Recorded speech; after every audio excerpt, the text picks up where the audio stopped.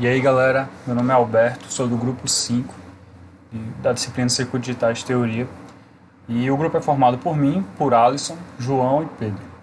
Eu irei mostrar como foi feito o desenvolvimento do projeto, caso o projeto 5 da disciplina. Então, o projeto 5, ele diz o seguinte: projeta um circuito digital para uma máquina de troco, para essa figura aqui, certo? Então, a máquina de troco libera em moedas um valor determinado colocado na sua entrada. A liberação das moedas é realizada por um sistema de cofre que libera uma moeda sempre em que a sua entrada, que seria esse X aqui, né, que vai de 1 até 6, existia um nível lógico alto e ocorreu um pulso de clock. Tá? Então temos um clock aqui na entrada. A entrada com o valor do troco a ser liberado é realizada através de um número binário V.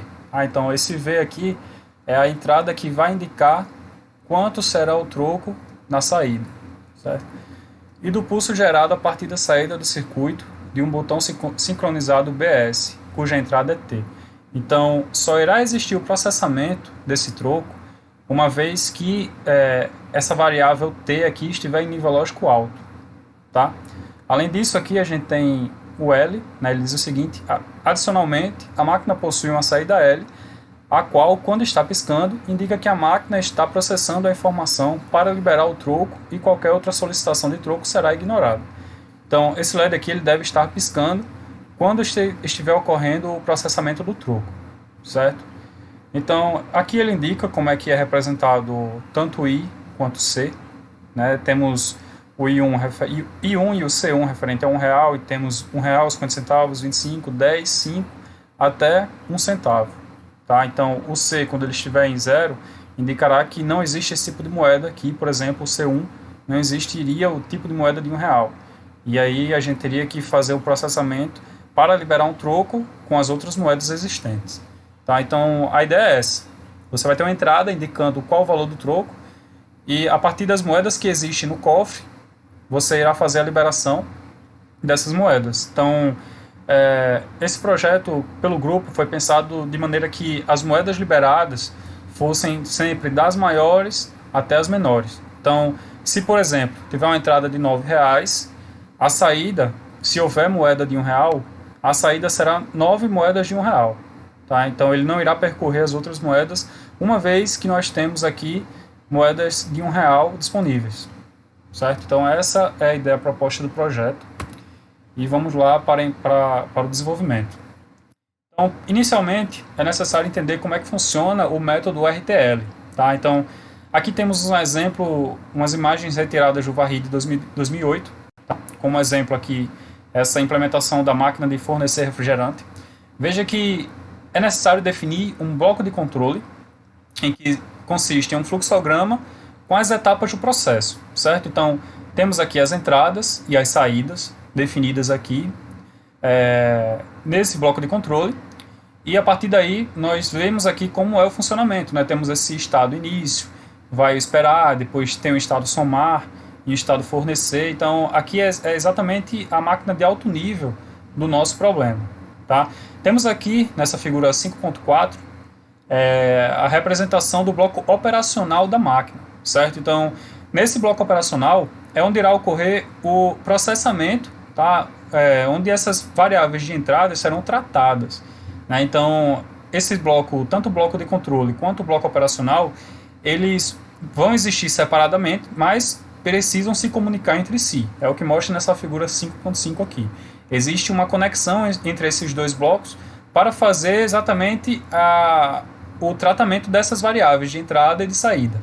Certo? Onde o bloco operacional, como foi dito, irá ter o funcionamento bruto digamos assim, né, dessas operações. Então, aqui é a máquina de alto nível pensada pelo grupo, tá, para esse projeto da máquina de troco. Veja aqui que temos aqui os estados, né, coloridos. Temos o estado inicial. Nesse estado inicial, existe uma realimentação para T.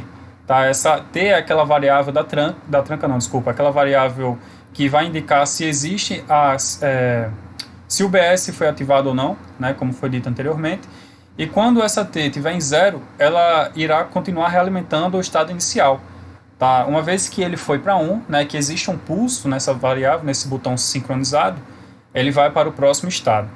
Então, chegando nesse segundo estado, veja aqui que esse estado é referente a 100 centavos, né, que seria R$ 1.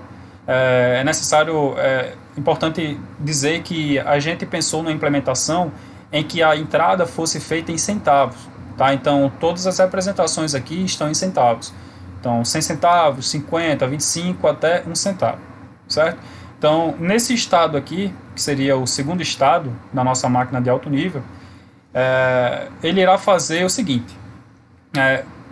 Uma vez que nós temos uma entrada aqui, vamos supor que temos uma entrada de R$ 9, certo? Então, temos umas entradas aqui, uma entrada de R$ 9, que seriam 900 centavos.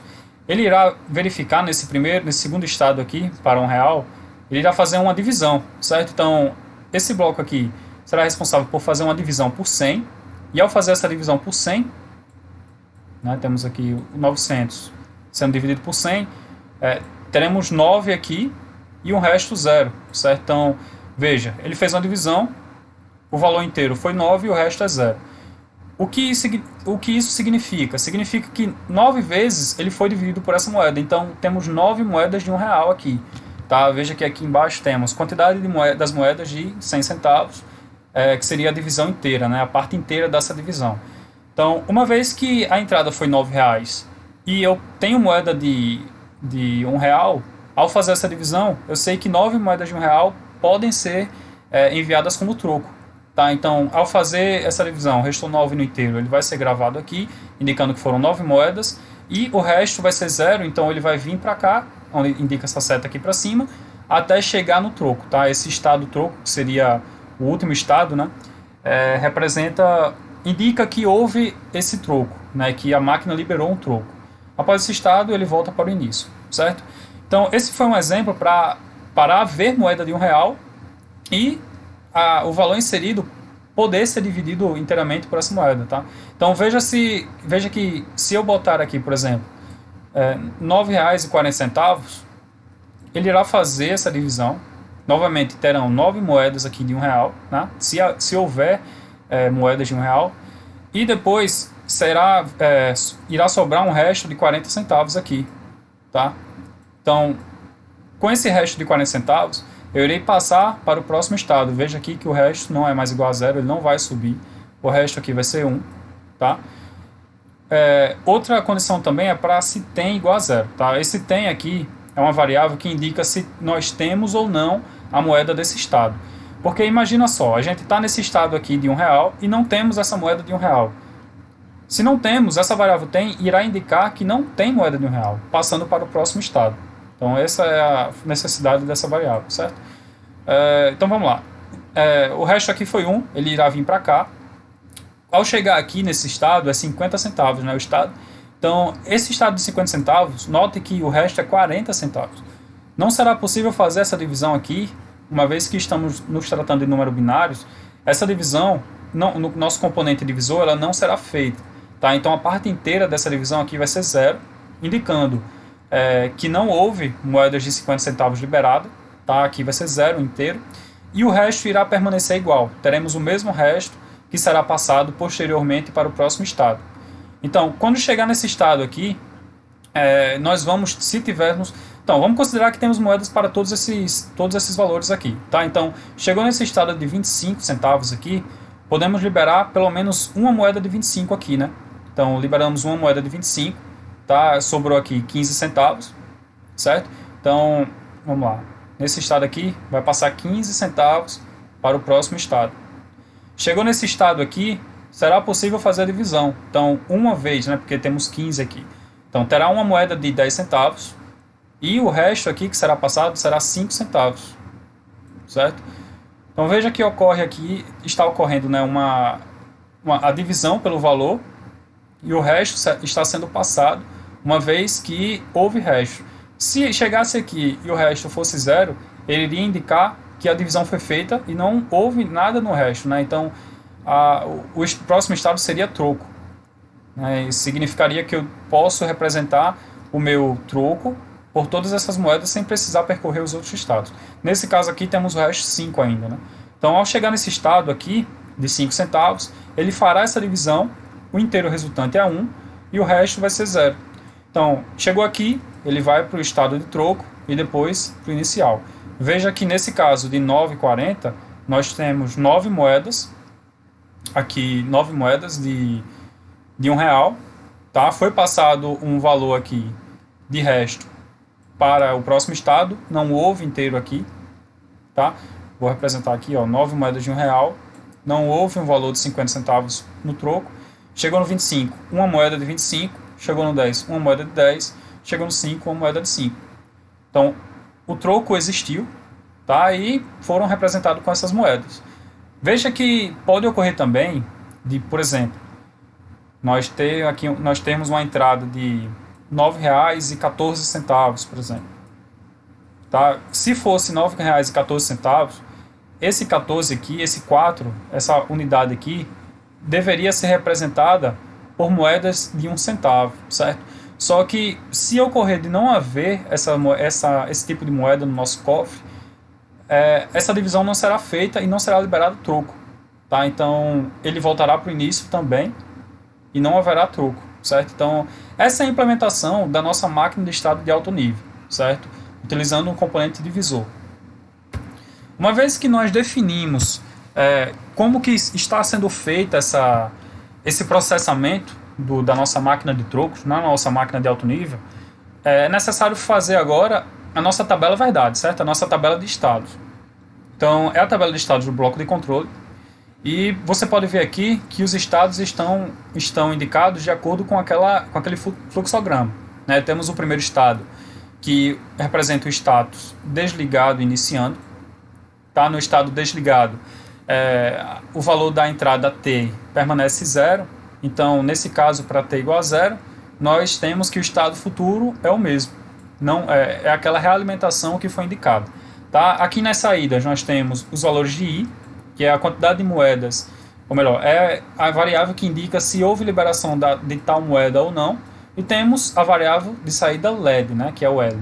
Então veja que nesse estado desligado não houve liberação de moeda, né? Então nenhuma dessas variáveis aqui do vetor I, elas vão estar em alto, né? Todas estarão em zero. Não importa aqui se temos o TEM na entrada.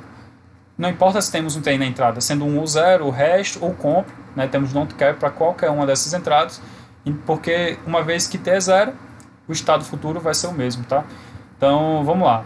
Nesse estado iniciando, o que irá fazer, que irá passar para o próximo estado é exatamente o T, né? No estado iniciando, nós temos a variável T em 1, em nível lógico alto, né? Indicando que o estado futuro é o estado S2, que é a moeda de R$ 1.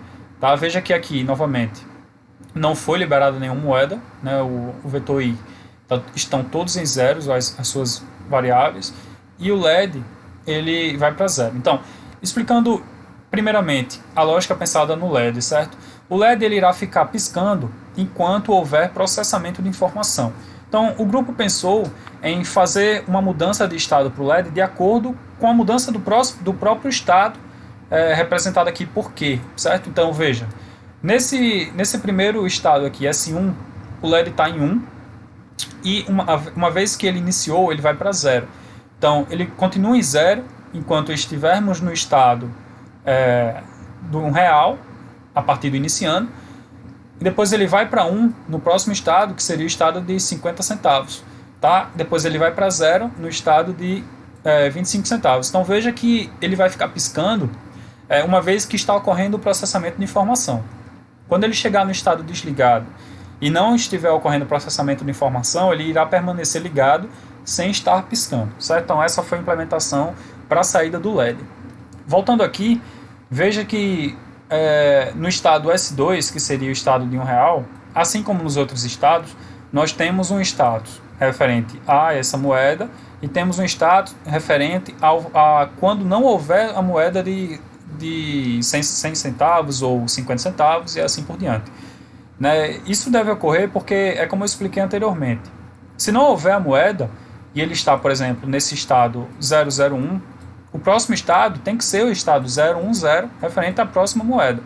Tá? Então, não importa aqui se T é igual a 0,1, porque essa variável T aqui da entrada, ela representará somente a mudança de status do desligado para iniciando, tá? Então, além disso, temos aqui o tem igual a zero, ou seja, não temos essa moeda de R$1, tá? Não importa o resto, nem essa variável comp que eu vou explicar posteriormente. Veja que o próximo estado está definido aqui, não temos liberação da moeda de R$1, tá? As outras aqui não importa, a gente está analisando a moeda de R$1, e o LED eu já expliquei como funciona. Então, a próxima linha aqui, do mesmo estado de R$1, temos o seguinte, né? Temos um don't care aqui para o T, novamente, temos aqui a variável tem, indicando que tem essa moeda, temos aqui o resto igual a zero, e essa variável comp não importa. Então, o que é que está acontecendo aqui? Esse resto aqui é uma variável de 1 bit, tá? Então, está indicando que o resto é zero. O que irá acontecer aqui é que houve essa divisão e que o número pode ser representado inteiramente por essas moedas de R$1. Então, o resto dessa divisão resultou em zero. O próximo estado seria o estado final, que seria o do troco. Tá? Foi aquele exemplo que eu dei para quando a entrada for R$9 e houver moeda de R$1. Na próxima linha, nós temos, para a mesma moeda, nós temos o seguinte, de entrada. Don't care, para o T novamente. Temos o tem aqui como sendo 1, ou seja, tem essa moeda de R$1. Temos aqui agora o resto sendo 1. Houve um resto, né, não pôde ser dividido inteiramente por R$1. E temos esse comp igual a zero. Esse comp vai ser um comparador que fará essa comparação com o resto anterior.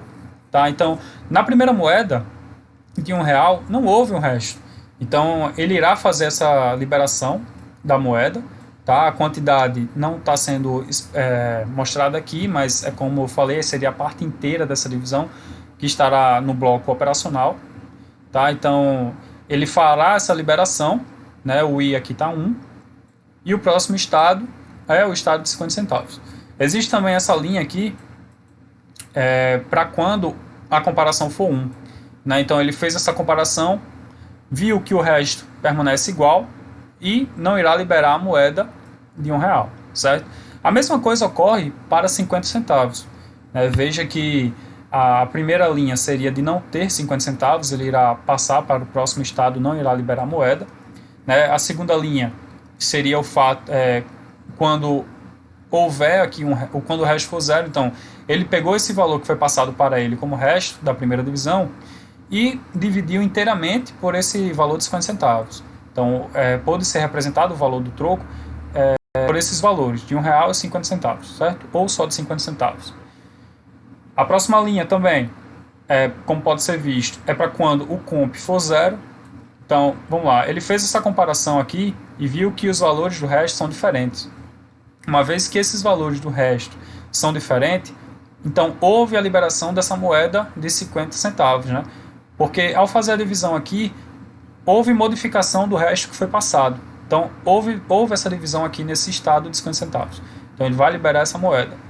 Para o caso de não haver essa modificação, significa então que o resto permaneceu igual e que não houve um valor diferente passado do resto para o próximo estado, comparado com desse resto de 50 centavos com o anterior, certo? Então aqui a liberação é zero. Não existiu moeda do I2 que seria 50 centavos. Então é redundante explicar para os estados posteriores, porque a lógica mostrada aqui na tabela é a mesma, certo? Além desses estados da moeda, temos aqui o estado 7, o estado S8, que seria o estado de troco. Como foi explicado anteriormente, quando houver a divisão e for possível definir esse troco por todas as moedas que contém aqui o cofre, então esse estado aqui vai ser chamado, e o estado futuro é o estado inicial, que seria 000, certo?